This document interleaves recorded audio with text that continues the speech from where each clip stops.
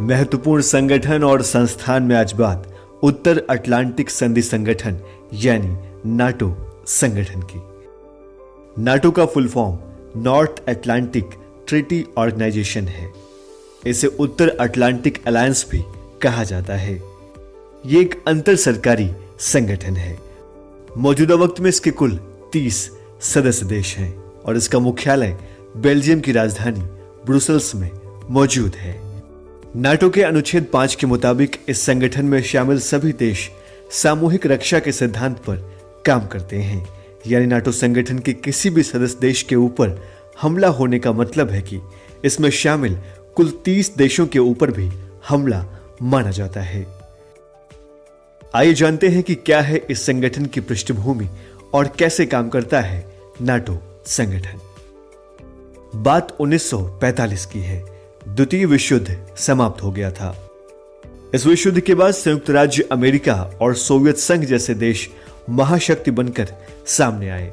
Europe में खतरे को देखते हुए ब्रिटेन, फ्रांस, बेल्जियम, नीदरलैंड और लग्जमबर्ग ने एक ब्रुसेल्स की संधि की। इस संधि में यह तय हुआ कि यदि इन देशों में से किसी भी देश पर हमला होता है तो ब्रुसेल्स संधि में शामिल सभी देश एक दूसरे को सामूहिक सैनिक सहायता व सामाजिक आर्थिक सहयोग प्रदान करेंगे। 1948 तक आते आते सोवियत संघ ने जब बर्लिन की नाकेबंदी की तो पश्चिमी यूरोपीय पूंजीवादी देशों को साम्यवाद के प्रसार का भय सताने लगा।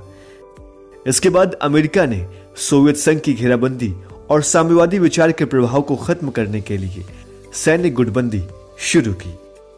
इसके जवाब में सोवियत संघ ने वार्सा पैक्ट किया। इस तरह शस्त्रीकरण को बढ़ावा मिला, जिसके कारण अमेरिका और सोवियत संघ के बीच तनाव बढ़ता गया। आखिर में अमेरिका ने संयुक्त राष्ट्र संघ के चार्टर अनुच्छेद 15 के तहत उत्तर अटलांटिक संधि का प्रस्ताव पेश किया, जिस पर 4 अप्रैल 1949 को France, Belgium, Luxembourg, Britain, Netherlands, Canada, Denmark, Iceland, Italy, Norway, Portugal और संयुक्त राज्य अमेरिका सहित कुल 12 देशों ने दस्तखत किए। आगे यूनान, टर्की और स्पेन जैसे देशों ने भी इसकी सदस्यता ली और बाद में शीत युद्ध समाप्त होने के बाद पोलैंड, हंगरी और चेक गणराज्य जैसे देश भी इसमें शामिल हो गए। आइए अब जानते हैं कि नाटो का उद्देश्य क्या है और ये कैसे काम करता है। नाटो के प्रमुख उद्देश्यों में राजनीतिक और सैन्य मदद के जरिए सदस्य राष्ट्रों की स्वतंत्रता और सुरक्षा की गारंटी प्रदान करना, सदस्य देशों के बीच एकजुटता और सामंजस्य की भावना पैदा करना, यूरोप में व्यक्तिगत आजादी, लोकतंत्र और मानव अधिकार जैसे उद्देश्य शामिल हैं। इन सब के अलावा समुद्र या समुद्र से जुड़े खतरों से अपने सहयोगियों को रक्षा करने में मदद करना, साथ ही किसी भी तरह के आतंकवाद को न बढ़ने देने जैसे उद्देश्य इसके मकसदों में शुमार है। इसके काम को देखें तो नाटो आतंकवाद की समस्या से निपटने के लिए नई क्षमताओं और तकनीकों का विकास करना, लोकतांत्रिक मूल्यों को बढ़ावा देना, शांतिपूर्ण तरीके से विवादों का हल करना, सामूहिक सुरक्षा, संकट प्रबंधन और सहकारी सुरक्षा जैसे काम शामिल हैं। इन सब के अलावा नाटो निशस्त्रीकरण, हथियारों के नियंत्रण और इसके अप्रसार के लिए भी संकल्पबद्ध है। नाटो की संरचना को देखें तो इसके तहत होने वाली उत्तर अटलांटिक परिषद की बैठकों की अध्यक्षता महासचिव द्वारा की जाती है। इन बैठकों में लिए जाने वाले निर्णय सर्वसम्मति और सामान्य समझौते के आधार पर होते हैं। यहां पर बहुमत या मतदान के जरिए कोई फैसला नहीं लिया जाता। देखा जाए तो नाटो के 4 मुख्य अंग हैं। इनमें पहला महासचिव, जो कि नाटो का सर्वोच्च अंग है। इसकी मंत्री स्तरीय बैठक साल भर में एक बार होती है।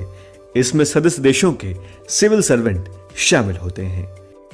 दूसरा परमाणु योजना समूह। परमाणु नीति समूह के पास परमाणु नीति के मुद्दों के संबंध में उत्तरी अटलांटिक परिषद के समान अधिकार हैं। तीसरा सैनिक समिति। इसका मुख्य काम नाटो परिषद और उसकी प्रतिरक्षा समिति को सलाह देना है। इसमें भी सदस्य देशों के सेनाध्यक्ष शामिल होते हैं। चौथा और आखिरी है उप समिति। यह परिषद नाटो के सदस्य देशों द्वारा नियुक्त कूटनीतिक प्रतिनिधियों की परिषद है। ये नाटो के संगठन से संबद्ध सामान्य हितों वाले विषयों पर विचार करते हैं। इस तरह से देखा जाए तो नाटो संगठन के बारे में यह समझा जा सकता है कि अपने सदस्य देशों के हितों की रक्षा के लिए राजनीतिक और सैनिक कार्रवाई के लिए प्रतिबद्ध है। हालांकि इस संगठन में भी अमेरिकी दबाव के चलते इस संगठन के मूल मकसद को पूरा करने में अड़चनें आती रहती हैं।